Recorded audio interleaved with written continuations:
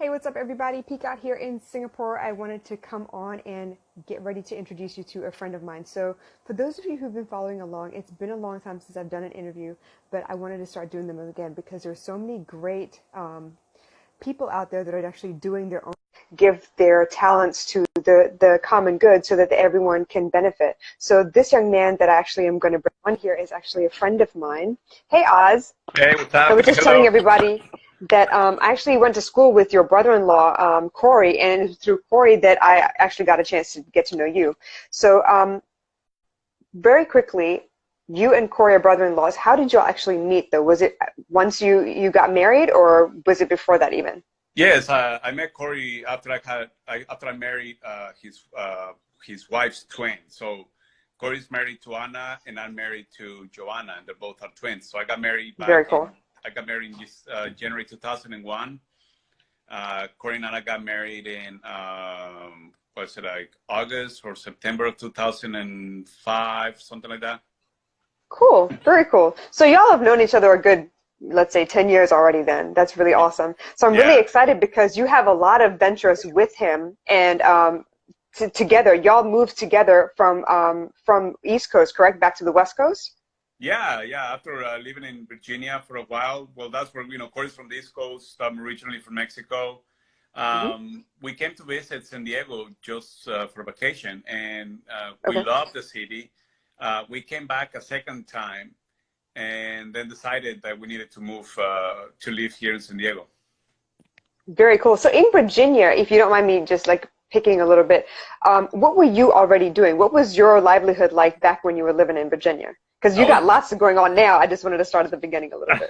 yeah, no worries. I was doing corporate kind of work in human resources Okay. for a poultry. I worked in the poultry industry mostly Okay. when I lived on the East Coast. Okay. And what was that work like? Did you enjoy it? Or was that, I kind of studied human resources. I went into human resources, like one track for a while until you realize, yeah, I don't know. It was fun and challenging. I started as a very basic HR assistant, Okay. getting work done for everyone in the office, Yeah. copies, translating, setting up meetings and things like that. Eventually, so I was busy kind of, I was focused on growing a career in the human resources field for, both personal and professional growth. And I made it as far as being the assistant to the human resources manager. At, Awesome. Okay. at which point, that was 2009. That's when we decided to move to San Diego. So Wow. I had a good time. I mean, I learned a lot, and I think what I learned that was really basic for me to do my own business was the East Coast hustle, the work The culture, ethic. the ethic, Yeah. yeah, Yeah. the unbelievable kind of like get it done, work hard, East Coast ethic helped me with the I can do it, moving into San Diego and doing what I do now. So then, okay, so from working in corporate America, right? Finally, you decided you're going to go off on your own. You're going to do something different in a completely different side of the country, first of all, with your brother-in-law, your wife, your sister-in-law, and it's become this venture where you have this passion for food. Was that something you already had when you were working in the poultry industry, or is that something you decided to develop afterwards? I've always been very excited about delicious food. I mean, being sort of picky growing up got me in trouble at home because I would mention like, oh, I think this needs a little more of this.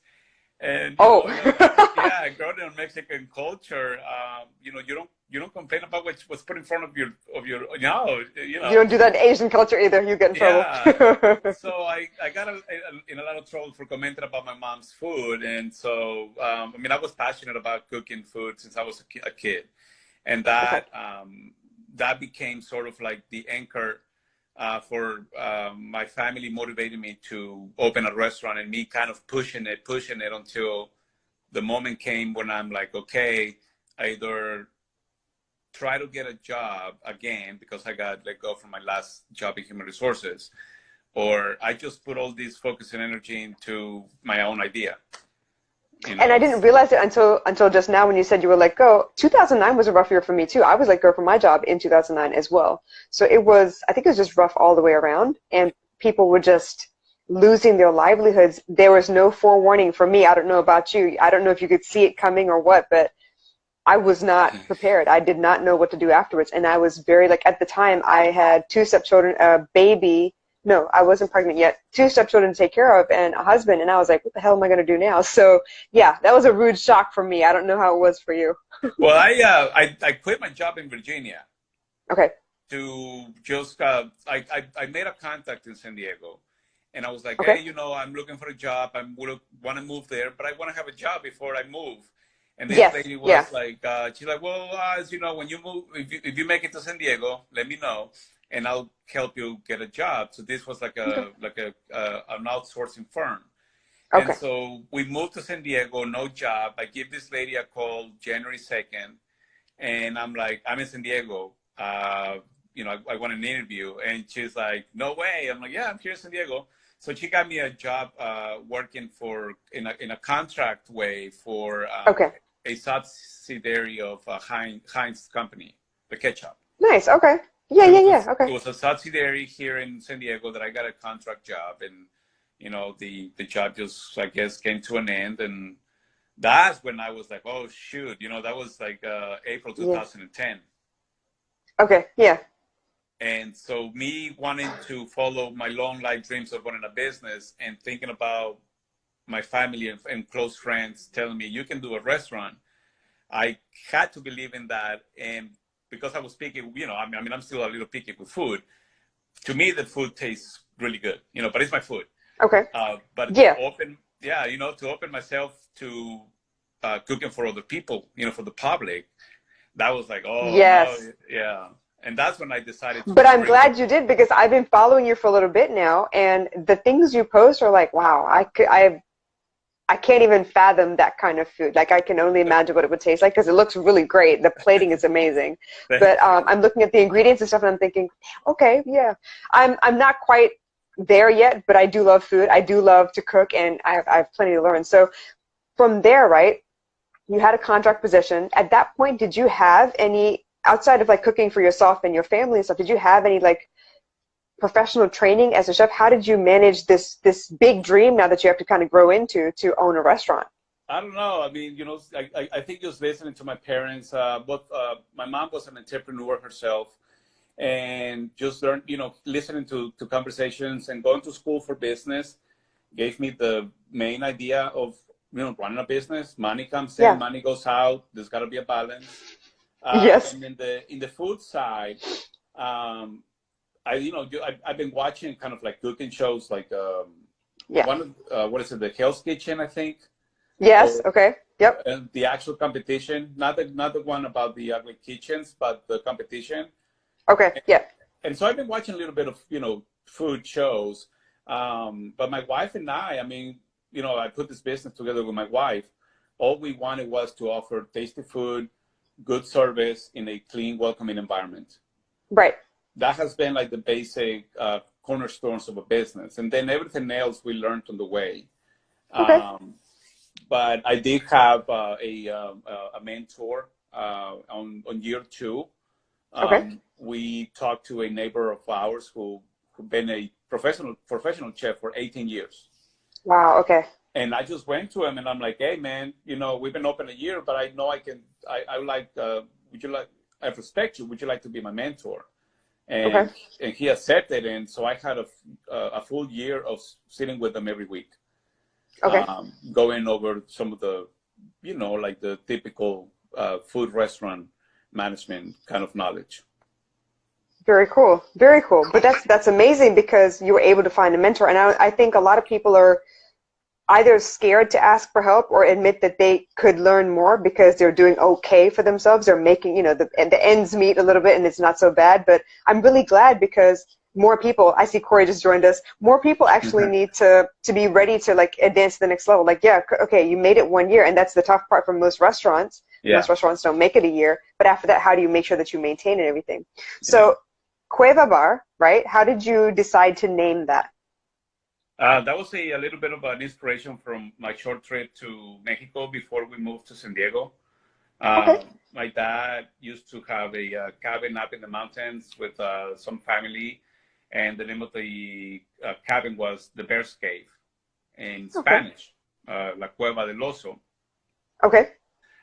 So, going back a little bit in regards to the restaurant, in Virginia, we've been asked to help a friend expand his business, which was a restaurant. So Okay. I had a chance to work a little bit on a expansion of a business plan. Okay. Yeah. Okay. The plan. Okay. Yeah. Yeah. So I looked at his business, I put together a plan for growth, but that didn't come to fruition. So I had that business plan already sort of ready, Okay. and going to the trip in Saltillo in Mexico, we were like, okay, whenever we put this business, what are we gonna call it? What are we gonna call our this eatery that the people keep telling me I need to open? Okay. And Okay. Cueva.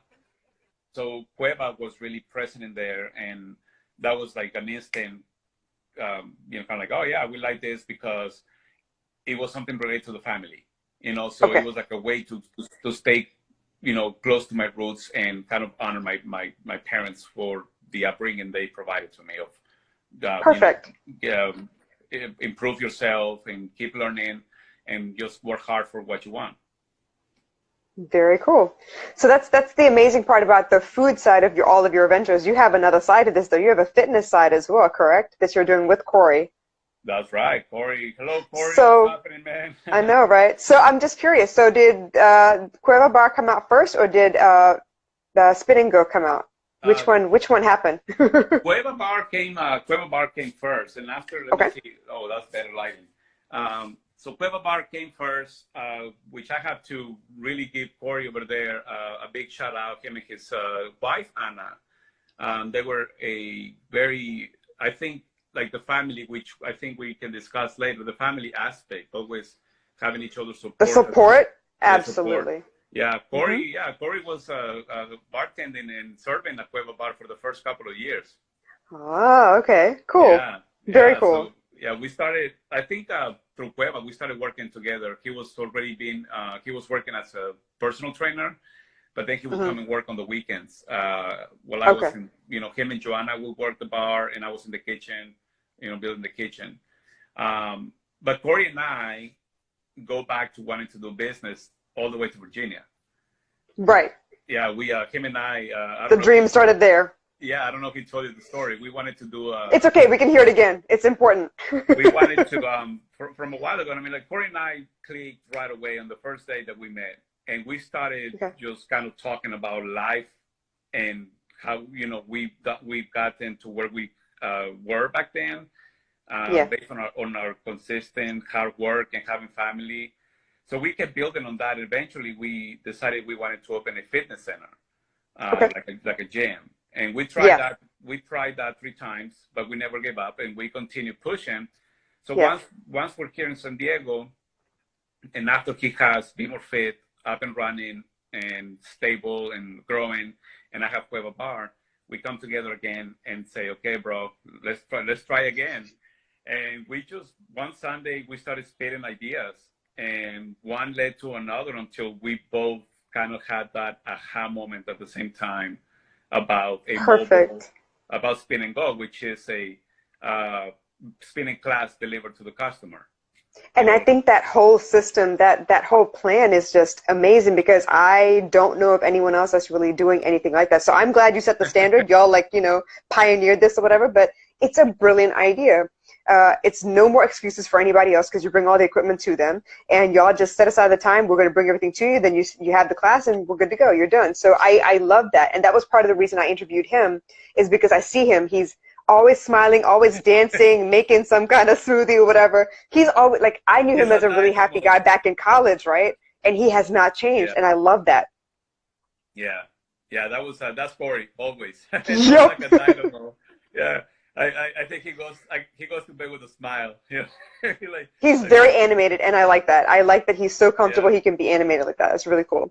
he's So awesome. Spin and Go kind of evolved, and I know you had like a recent development, right? You had an addition to the Spin and Go family very recently, right? Well, Corey, I think he opened the. No, I don't think he opened the gym in a like a physical location now. Okay, very cool. Yeah, so Corey's, he's got his own location now, and we can offer spin and go through that location. So Very cool. So not only you still have the mobile part of that, but you also have like a physical location. So that, I mean, I think it's just amazing. I think it's really great that you're doing this. Now, we're going to backtrack a little bit. We'll talk about the support a little bit, because as an entrepreneur, you really do need to have people around you that believe in what you believe in. Maybe not like the exact dream, but believe that you can do it. Because yeah, there's so many bumps and bruises along the way where you're like, what have I gotten myself into? Is it really worth the trouble? I should just stop now before I get into any more like, difficulty. But it's really important to have those people around you. So you want to talk about your support that you have, that you're very proud of. I know you're very proud of it. yeah. Well, the support is, the family support, number one. I think the link between the twins brings Corey and I even closer than I think a typical kind of brother-in-law situation. Yeah. So I think the example our wife set to the rest of us is really tight. And I mean, we just get along so well that Corey is, supported to Joanna. Joanna is supported to Corey. Like, we all support each other in our dreams. And we've been Yeah. here.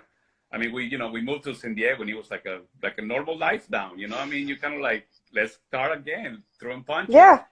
And I've seen Corey's business grow. He's seen Cueva Bar grow. We've come together and put together an idea, and we've seen it grow. We're going on 2 years now. But it's all based on that support that you have, Yeah. I'm really glad, because it's really important.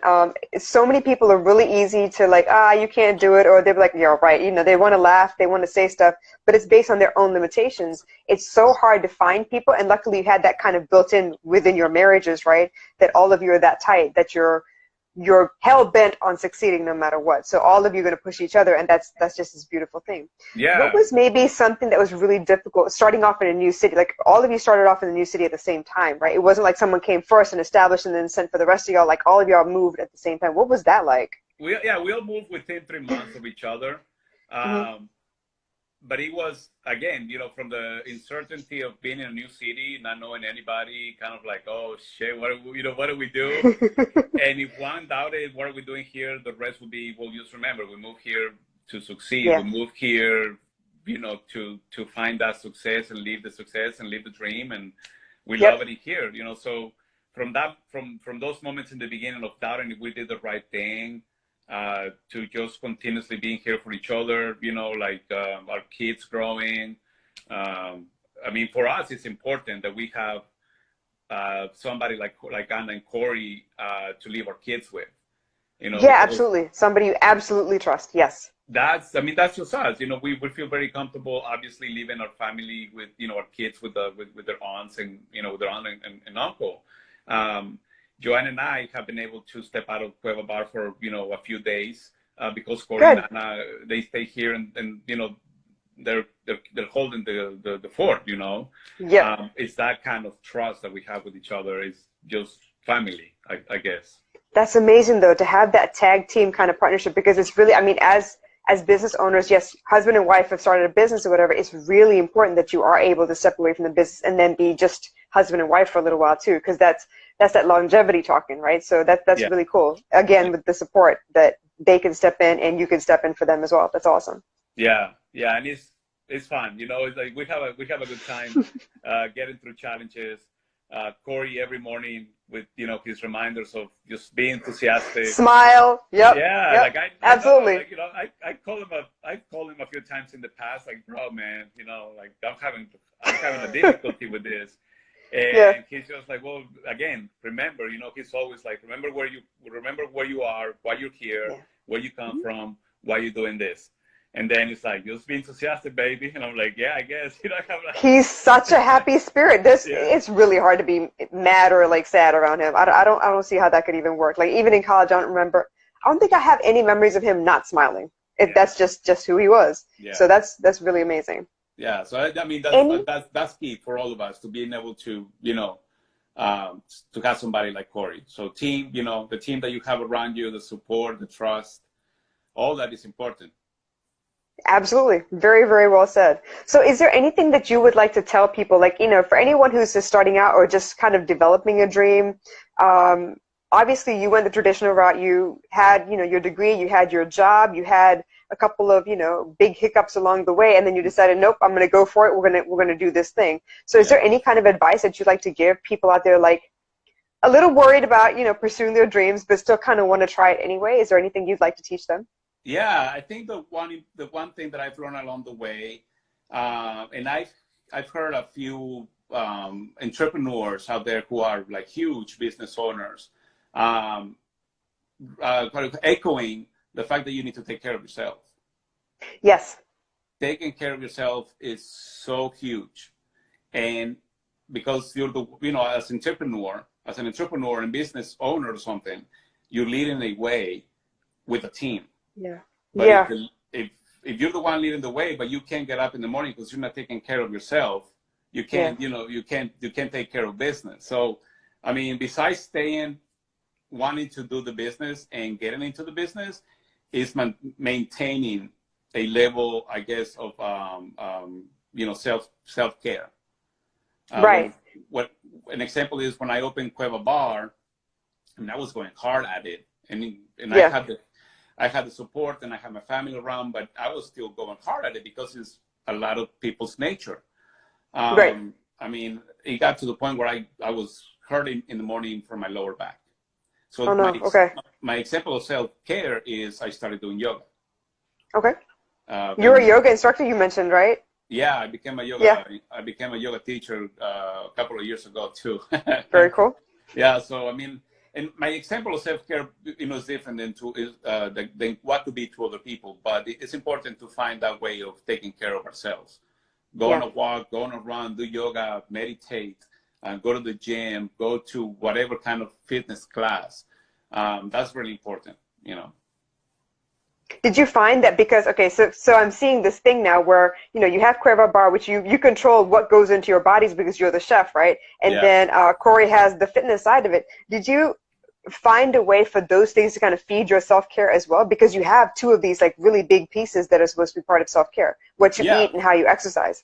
Was that part exactly. of like your routine somehow, like for the four of you? It was, and it has been for a while. It goes back to Corey where, you know, like I've always been into sports and exercise and staying fit and stuff like that. It's always made some sort of sense. Yeah. But then it started coming together once it was more present in our lives. And from a while ago, we started talking about a lifestyle. Okay. Yeah. So we're like, okay, so what do we like doing? Well, we like doing this, but how do we support that? Well, Corey was supporting a life through fitness, and I was doing, Right. as like you're saying, I started doing it through food. So it Yeah. was very Yeah. clear in our lives what goes in and the way we take care of our bodies with exercise is really important to a lifestyle. And anybody can adopt a healthy or balanced lifestyle in implementing these areas in our lives, like Absolutely. exercise and diet and all that. Right. But lifestyle has been the conversation for all of us. And that lifestyle, because we like to have fun and enjoy and love what we do, it's like, well, we love cooking, we love exercise, might as well make it, it's a lifestyle. Right. And that's why I was like, I was very interested when you said self-care was like your number one thing that you want people to make sure that they remember. It was kind of cool that you have two of those aspects already taken care of. It's like with Corey, he can actually, figure out what your best routine is, whatever. Then you said you've also got, yoga under your belt. You're an instructor now. And then you also have the food part of it. So all of it is kind of like part and parcel of who you guys are, the branding of both your companies. It's kind of like you are living the lifestyle that you're trying to teach other people to have as well by inviting them to taste your food, by inviting them to come, do spin classes, stuff like that. So that's really great. That's like the ultimate in branding, I think, where you live Mm-hmm. exactly what you're teaching everybody else. So anything else you really Yeah. want to teach people? Like obviously self-care is good because, without you, your dream doesn't actually work. You can't make it work without you. It's your dream, right? So what would be Yeah. next? What's the next biggest thing that you would explain to people that they should keep in mind is important? Well, if you haven't started a business, I think to believe that you can do it starting today. Yeah. I mean, it's better to start today writing your plan, figuring it out, whatever. Again, we learned the hard way that there's a lot of permits that you might not think about based on your Yeah. location. So Mm-hmm. definitely definitely putting a business, a well thought and complete business plan together is really helpful, because eventually once you have that, then it just comes to you making the decision. Am I going to do, and it's just a matter of when. Right. And you mentioned that, it depends on where you are located and everything. Did you find that there were like public resources that were helpful, or did you have to like hire someone to advise you or any of that? Like, I know you said you learned the hard way. What did that look like for you though? Because you both, all of you moved to one place, brand new. You didn't really know anybody. Does that mean that there were like decent, I don't know, public resources that would have helped you understand what permits and stuff you might need? Or was it like you apply and then someone says, no, you need this, and then you go back and go find it or file it? We learned both ways. We researched everything we thought we could research to start the business here in California. Yeah. And once we started the process, he was like, oh, surprise, you got to do this too. Oh, okay. And then that surprise would turn into 2 more surprises. So it was in the beginning, the first 2 years. Even after we opened the business, it was a lot of learning. But there are resources, public resources, and ask again. Don't be afraid to ask for help. Yes. I try to. Again, it's an example that there are people like me, because I learn from them, that are putting content out there for other people to learn with no cost. All you got to do is Google. Yes. Thank God for that. YouTube, Google, all of that. It's right there if you know what to look for. And a lot of times it's just a matter of finding that keyword that gets you to what you need next, right? So I can only imagine. Yeah. Because both of your businesses are brick and mortar. They're not even online. They're brick and mortar, which means the permits to be able to move equipment and stuff and set them up in public places, I can't even imagine all that. And then, of course, health codes and stuff for a restaurant. That's a lot of paperwork. Yeah. So, one of the harshest examples is the electrical, the permits to install electrical outlets and stuff like that. Yeah. One thing we didn't consider, and I know this is very unique to at least to my industry, or all construction, is you got to pay depending on how many outlets you're installing. Oh, yeah. Okay. Yeah. So you're like, what? Now I have to calculate how many, so you got to take a step back. And so you always, as long as you keep working forward, you might take 1 step back, but make sure you take 2 more forward, and, Right. Don't give up. Just keep going. Yeah, just keep going and find your support group, Awesome. Very cool. So I know this is your personal account that we got you speaking from today, but I also know you have Cueva Bar, which is its own personal account. You've got a lot of fun stuff going on there. I see masks, I see videos, I see all kind of stuff. It looks like a really great environment to just come have like a, kick back and have a great time and enjoy some good food. You also have the Spin and Go. That's another account. So if you can't find him under under his personal account, please go find Cueva Bar and Spin and Go as well. Is there anywhere else that that you would suggest that they look for you? Like, are you more active on Instagram than on Facebook, or what would you think? I think I'm active equally on both. Yeah, Cool. Depends on for Spin and Go is definitely Instagram or the webpage. Okay. For Cueva Bar is both Facebook and Instagram. It works a little different. I can write a little bit of a story on Facebook, not so much on Instagram. So yeah, I get you. Very cool. But I see you post on your stories a lot. I see a lot, like it feeds a lot. I see a lot of content come through on the Cueva Bar page. So it's very cool. Actually, I enjoy it. Yeah. It's too bad I'm on the other side of the world. Otherwise, I'd stop by and actually, come taste the food itself. But until then, I get to it's eye candy to watch all the food posts come up. So yeah. And my goal is to inspire people to, obviously, the natural thing is that people will come into my restaurant, but I want to inspire people to cook and get out there and cook and, taste food, just explore, experiment, Absolutely. I think it's important. And that's part of the reason I do this series of interviews, is because everybody's story is different. Everybody has different roadblocks that were difficult for them. Like what you may have stumbled on may be easy for somebody else, but they had something else that they stumbled on that was difficult as well. So it's important for me to showcase all of these people who you've made it. You've got it. It's working. Both companies. You've got a total of 2 companies going right now, and between the 2 of you guys, and you've made it so that your relationships have enough space to work very well, plus the businesses have enough space to work very well. Like you've got it. It's a lifestyle already. So for you to get to this level, I can only imagine the amount of late nights and hard work and difficult conversations and all that. But for you to be able to be humble enough to get on with me and tell the world, hey, it can be done. Don't give up. Take care of yourself first. Make sure you cross your T's and dot your I's and all of that stuff. Just don't give up. That's a big deal. It's important to me. So many people are trying really hard to find another way outside of corporate America. So I really, really appreciate the time for you to actually get on here and talk about all of these things.